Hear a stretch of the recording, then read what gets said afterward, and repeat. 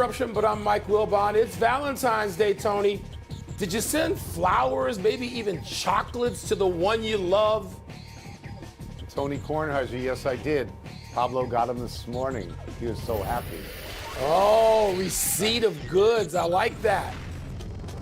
Yeah, Valentine's Pablo. Day is so bogus. It's the most bogus day of all time.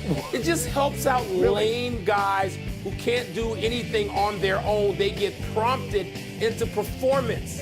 It helps losers. It's a loser day. I have never heard anyone declare Valentine's Day to be a loser day. This is a new Losers. high or low for you, depending on who's watching. Welcome to PTI, boys and girls. In today's episode, the Colts and the Cardinals hire new coaches. The Raiders release Derek Carr, and the Nets aren't sure how to use Ben Simmons. But we begin today with golf. For the second week in a row, the PGA Tour is offering a tremendous amount of prize money in what they call a designated event. But that's not the headline. The headline is Tiger Woods, who spoke to the media today and is playing in the event.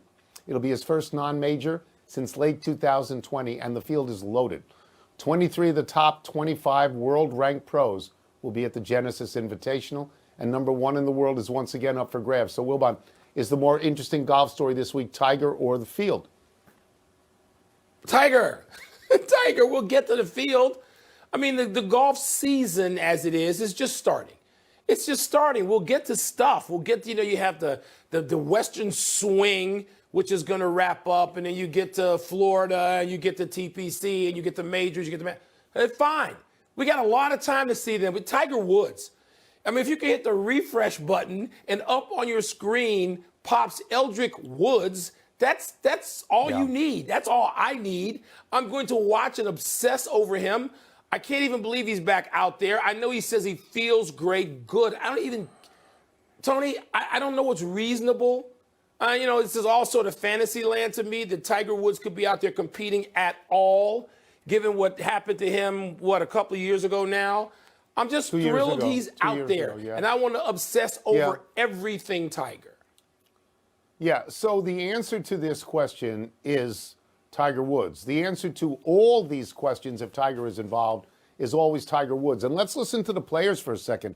Max Homa, who won this thing a couple of years ago, here's a quote. "I think we're privileged every time he plays now. John Rahm may be the best player in the world. It's true honor for all of us." We're going to see Tiger Woods out on a golf course walking. And this is going to be, for me, this is that commercial with Colin Morikawa and Rory McIlroy and Tiger, the Far Given commercial. We're going to see that come to life. Now, as you pointed out, and you have to point this out, it was 2 years ago, I believe, after this tournament that he got in a terrible car accident, and most of us thought he would never, ever play again. So it is great to see him out there. Yeah. Down the road in this tournament, down the road, we're going to find out if Scheffler or Rory or Rahm is number one by the end of the tournament, because I don't think Tiger's going to make the cut. But that's a golf story. And as much as you and I love golf, that doesn't compare to a Tiger story. The Tiger story is the big story.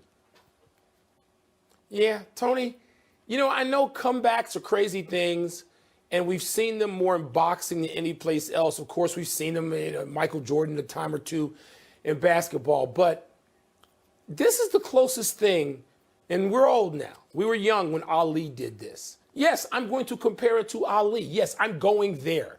Tiger Woods has that international profile and standing that everyone's going to want to see this. We can remember the crowds that followed him in Atlanta when he came back, and that was a different kind of comeback, and this is another comeback, and I don't know how successful it's going to be or if he can make the cut. I'm like you. I don't know that he can do that, but I can't wait. Go watch every second of it, every second, and I know you will too. Yeah.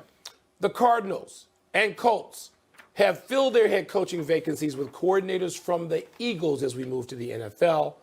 The Colts hired Philly offensive coordinator Shane Steichen, while the Cardinals hired defensive coordinator Jonathan Gannon.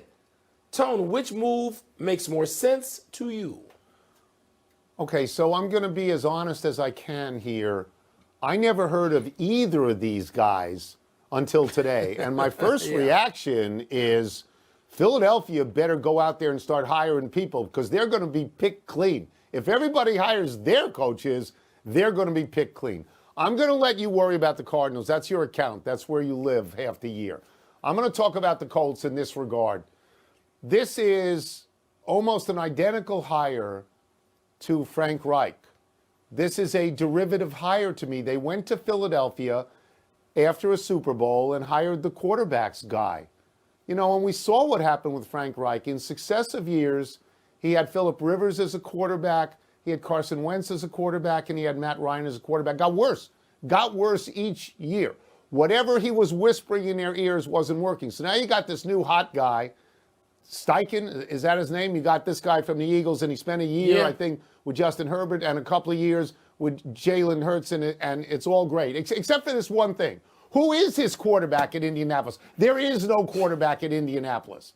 There's none. No. So Jimmy Irsay goes out, and he pays no attention to history. He does the same thing without learning. Well, Tony, I'm going to go back to something else. Speaking of not learning, I'm going to go to the glasses, to quote Anthony Kornheiser. And I'm going to talk about, I'm sure these guys on some level are either deserving or very deserving, or maybe they'll be fired in a year and they won't be deserving at all. But I'm going to go to a guy who's going to go work as an assistant something or other in Carolina for Frank Reich. His name is Jim Caldwell. And Jim Caldwell's been passed over time and again, time and time again. Even though in 7 NFL seasons his record is 62-50. Those Colts we're talking about now, he went 26-22 with them and went to something called the Super Bowl. But more impressively, the Detroit Lions, who have been a pile most of the last 65 years, he went 36-28 with them. He went 500 or better in 3 or 4 seasons with the Lions. And so when people like me get angry and loud and make accusations about the NFL and its hiring practices, Jim Caldwell, who is a brown man, an African-American man, a coach who's sitting there waiting for a gig, and you can't hire him because you got to go hire somebody whose defense just lost the Super Bowl, and I'm sure there's a bigger resume than that. This makes me angry that I have to read about these two guys and not hear about Jim Caldwell again, because owners and executives are being either agenda-driven, liars, they're putting on their blinders. You can't see Jim Caldwell. You're a liar. You don't hire the best people. And if you say you hire the best people and Jim Caldwell is a 9th-level assistant in Charlotte, you're a liar. And your league is full of liars and people who don't want to live up to this credo of hiring the best people. Jim Caldwell should be a head coach, period. We move on. The Nets lost last night to the Knicks in the Garden. These are the Nets without Kyrie Irving and Kevin Durant, so they don't figure to win a lot of games. But the angle here is that their remaining alleged star, Ben Simmons, only played 13 minutes, only took 2 shots, only scored 2 points. Afterwards, Nets coach Jacques Vaughn said, quote, "It's going to be some work that we have to do," unquote, explaining the challenge of who to put out there with Simmons. Wilbon, what does it tell you that the Nets don't seem sure how to use Simmons? Tony, it can't be. I mean, it's moved on for Ben Simmons. I mean the league, the activity, the action. And it was interesting listening to our good friend Kendrick Perkins today talk about how now coaches put 5-on-5 offensively on the court. And yes, you know Ben Simmons is a fine defender. He can pass and do all that. But you don't even figure in because you tell people don't even guard him. And so his value is so reduced. And Perkins isn't right about this. He's completely right. His value's so reduced, Tone, how do you know what to do? Like, he's a liability, and I don't mean just in some games. And this is a guy who once averaged, 17, 18 points a game, and was an all-star, an overall pick, number 1 pick. It's just moved on, the league and the way it's played and the way the coaches attack. Yeah. And you look out there and you go, how can you put Ben Simmons out there and have him be an asset to your team? And Jacques Vaughn seems stuck, as would any coach who has him. So what sticks out to me is 13 minutes. They're paying this guy $35.5 million this year. In the next 2 years, they're paying him an additional $78 million. They don't have Kyrie Irving. They don't have Kevin Durant. And Ben Simmons does not appear to be injured. And he's getting 13 minutes. And if you ask me what that says, It says to me the head coach doesn't want to play him, doesn't want him out there. The head coach controls the minutes and says, this guy can't do anything for me. This is a very intriguing, if not remarkable story, and maybe it's a cautionary tale. Kid is the overall #1 pick out of LSU. He's an all-star 3 times in Philadelphia, and people rave about his defensive skills, his rebounding skills, his passing skills, and they say he can score. It sounds like they're talking about a 5-tool player in baseball, and now he's out there for 13 minutes, and he takes only 2 shots. It's impossible to look at this and in your own mind not think, did something happen to him that he doesn't even like basketball anymore? Because we have seen him, Mike, dissolve in front of our eyes. I don't get it. Tone, I don't. I agree with you. It's both. There seems to be an emotional component and the basketball component, and I don't know that anybody can separate them and get him back on a track to where he was. Don't know. Let's take a break. Coming up, speaking of basketball, Luka and Kyrie could not decide who should take the last shot last night. Who should? And is tonight's game bigger for the Celtics or the Bucks? There's an answer. I appreciate what you said about Jim Caldwell completely, but I'm going to tell you something. These 2 teams they're bad jobs. That Indianapolis job is a 2-year-and-out job. I think the same about the Cardinals. These are not jobs you want.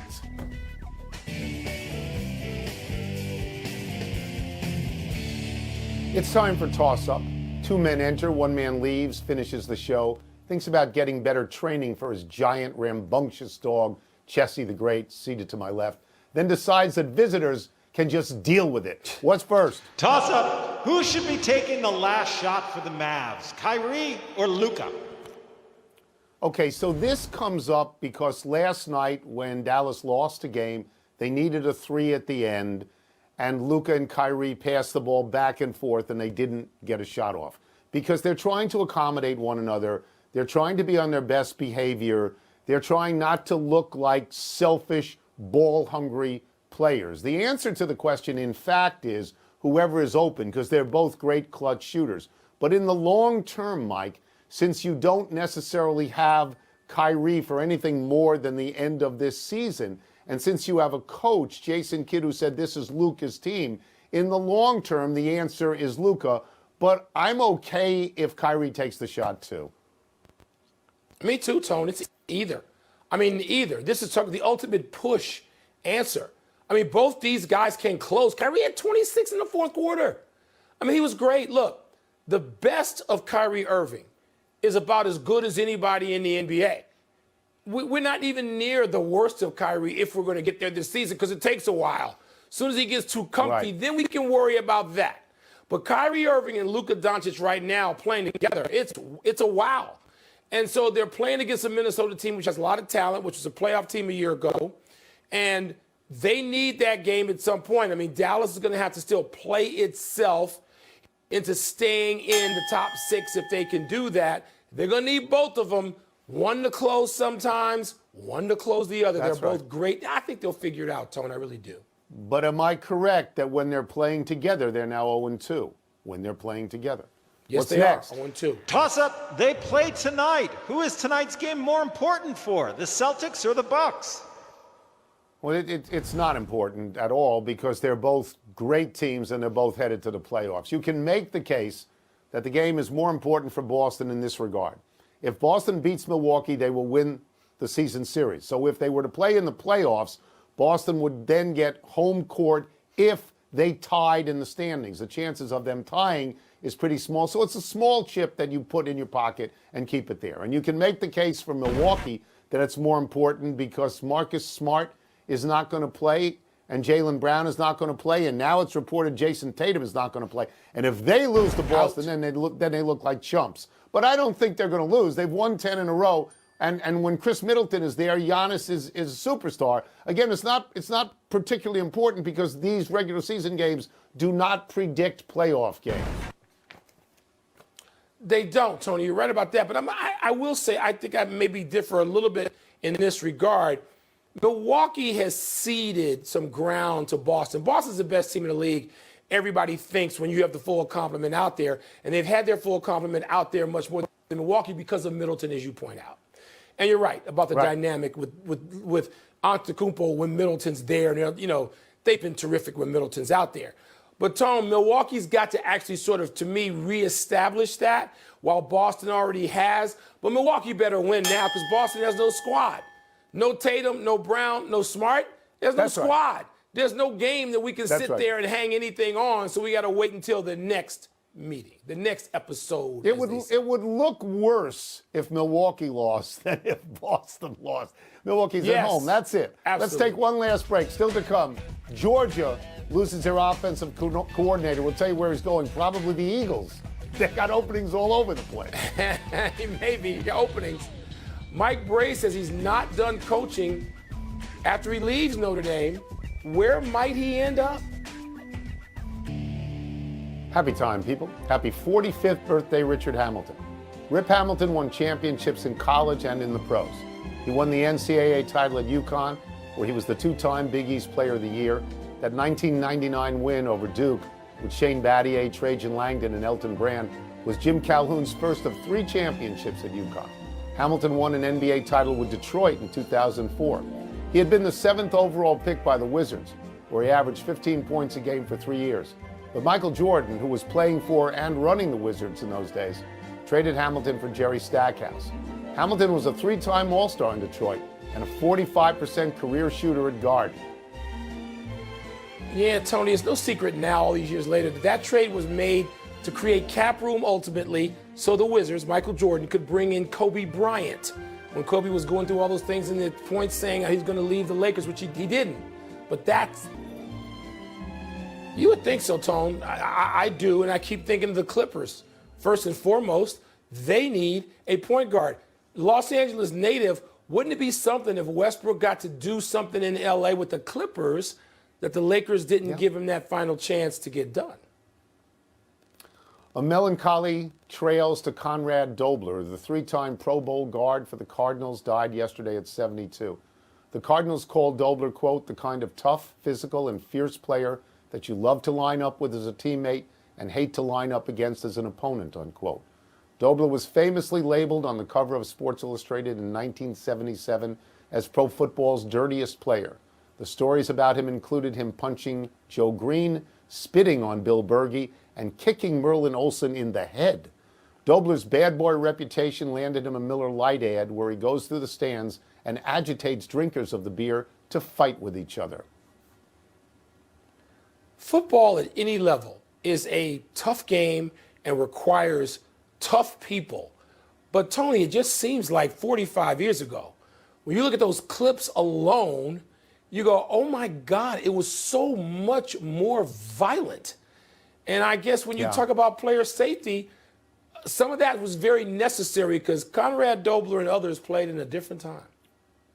Anything No, and was I allowed. agree. And I'm not going to say that Conrad Dobler was a great player, but I do think that Sports Illustrated cover elevated him from the rest of the people who are grunting on offensive lines at 32 different teams, you know?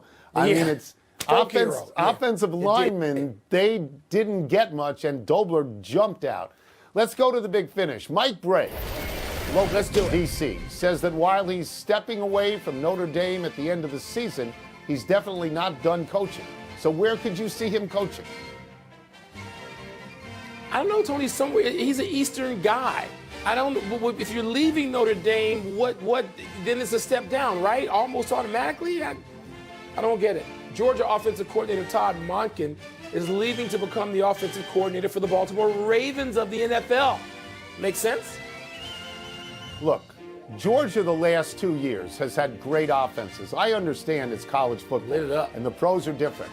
But if Lamar Jackson is healthy and this guy knows what he's doing, there is a potential for 30 points a game with that team. The Raiders officially released Derek Carr. Your thoughts? $40 million, Tone. That's the only thought. You're not spending $40 million. Carr's pretty good, but I don't know that he's great. Red Sox manager Alex Cora says the new, bigger bases look like pizza boxes. Your thoughts? And then pick them up and deliver them.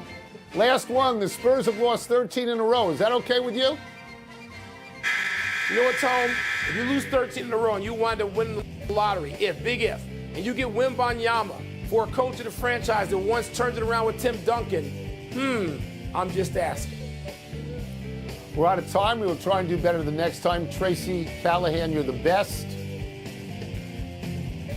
I'm Mike Wilbon, same time tomorrow, Knuckleheads. You can get the PTI podcast on the ESPN app or Apple Podcast. Tracy, you really are the best. Happy Valentine's Day.